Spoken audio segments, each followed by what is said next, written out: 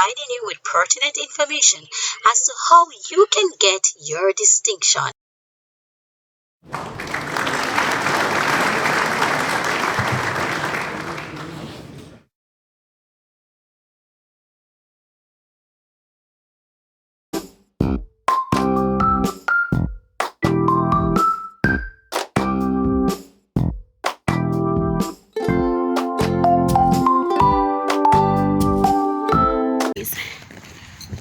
By writing effective stories by infusing the narrative techniques. Yeah, that's what I'll be doing.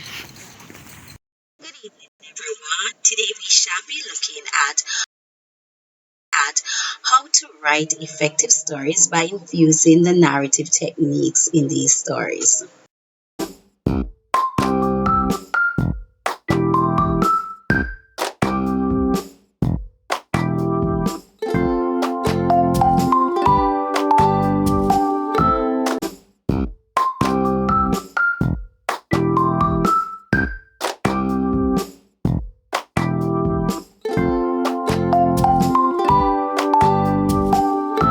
Remember the elements that we had alluded to in our last lesson or presentation? What really makes a story interesting? Now here is a reminder of these elements. We spoke about setting, conflict, theme, figures of speech, title, characters, moral, dialogue, plot, suspense, adjective, twist, punctuation marks, and others.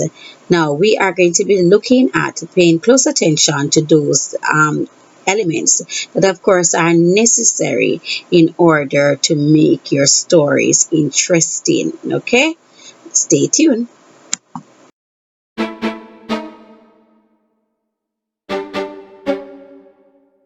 The use of suspense. Now, suspense is an essential ingredient that should be employed when writing your stories. Right? Suspense is created by withholding information. By doing so, there are questions in the reader's mind. Suspense builds intrigue by making the readers curious as to what is going to happen next.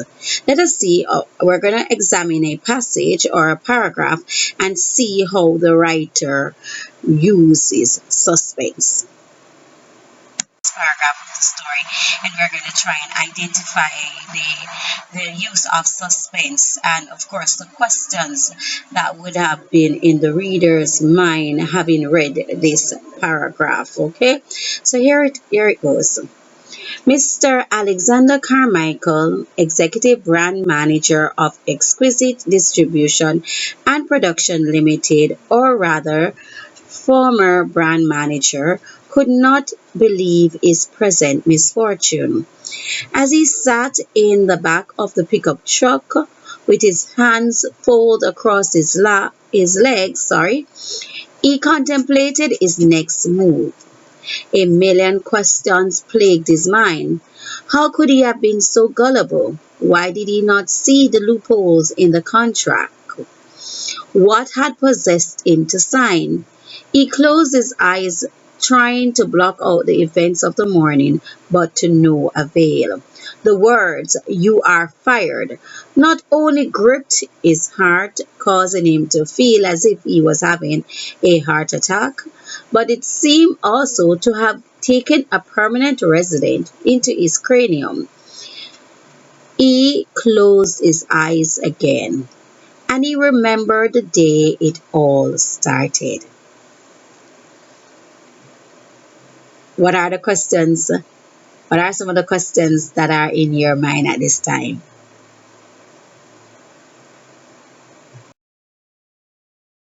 If you have contemplated these three questions, you are on the right track. Why was Mr. Carmichael fired? What were the loopholes in the contract? How did it all start? If you have contemplated these questions, you are on the right track. Okay? See how the writer creates suspense?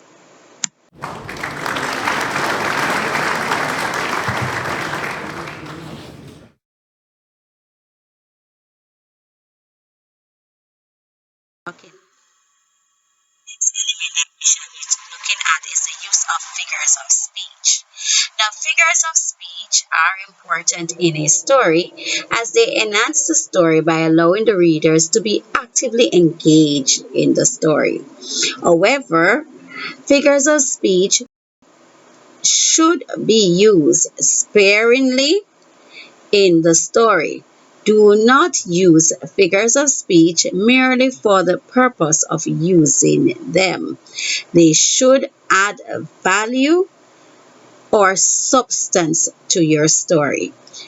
Are you able to identify the figure of speech used in the first paragraph of this story, the sample story? Able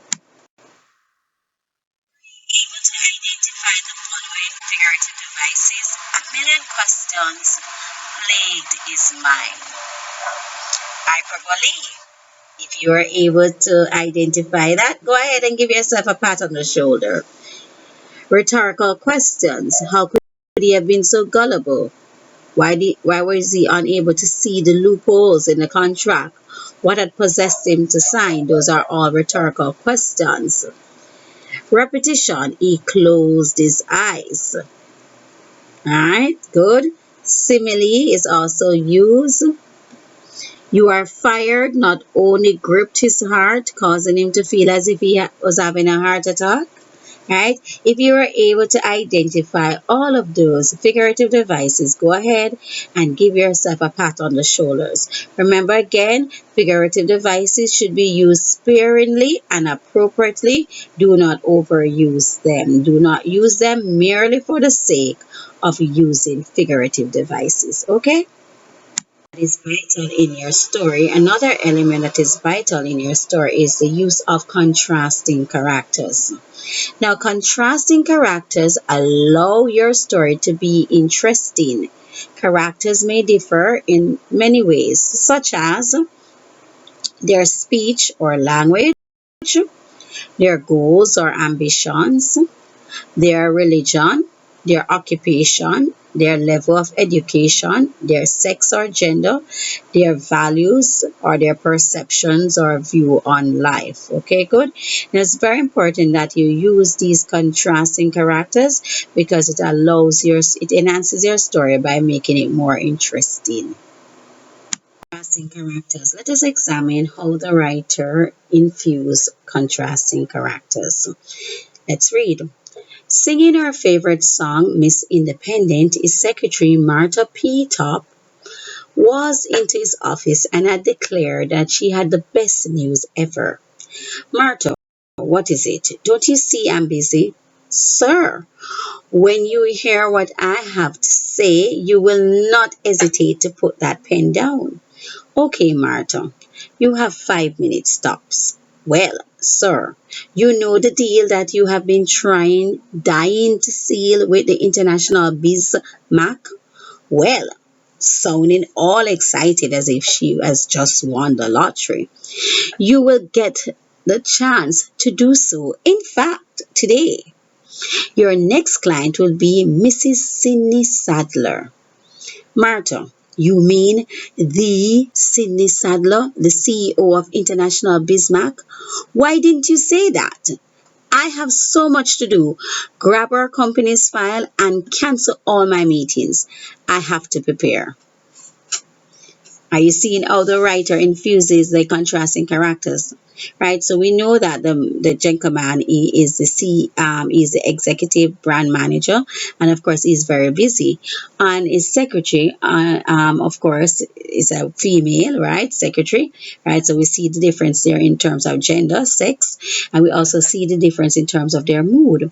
So Martha P top is in a very jovial, mood, while E is in a rather maybe melancholy or very indifferent mood, very busy like. And she, of course, is singing Miss Independence and was into his office, and of course, with the best news ever. Of course, E, of course, doesn't feel he feels that she's somewhat distracting him from his job or duties, and however, she says, "Okay, I have the best news ever." So we can infuse characters, difference in terms of characters, in terms of their personality, in terms of their mood as well, right? And so one might be feeling sad, the other is feeling happy, right? One might be feeling very excited about something, the other is somewhat indifferent. All right. Element that is very vital to your stories being very interesting or intriguing is the use of dialogue. Now, dialogue is important because it breaks the narrative voice and invites the reader in. Readers are able to draw their own conclusion about the characters based on what they say and do. Be careful, however, when you insert dialogue into your story. Each time the speaker changes, you must enter a new line.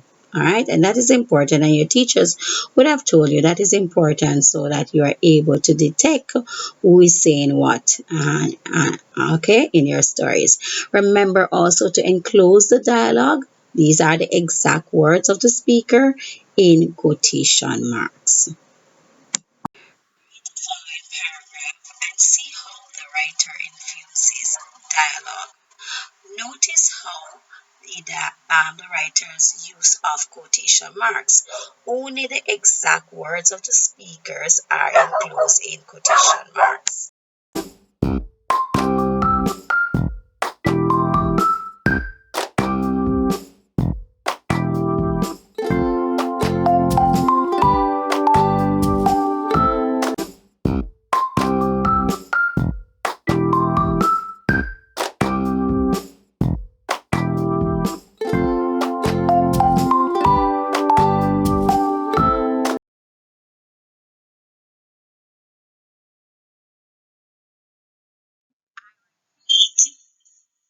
Only the exact words of the speaker should be placed in quotation marks. Only the exact words must be enclosed in quotation marks. This practice regarding story writing, you should attempt the following past paper questions, at least one of them. Question one.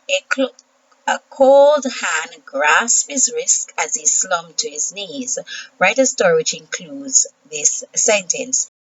Now, based on the fact that we have the pronoun his and he, and we know that this story must be written from the third person perspective, where the narrator is not a character in the story. Okay, let's look at the second story. Second question given. The door was closed and the cobwebs in front of it suggested that it had not been opened for a long time. Moore turned the key and pushed open the door.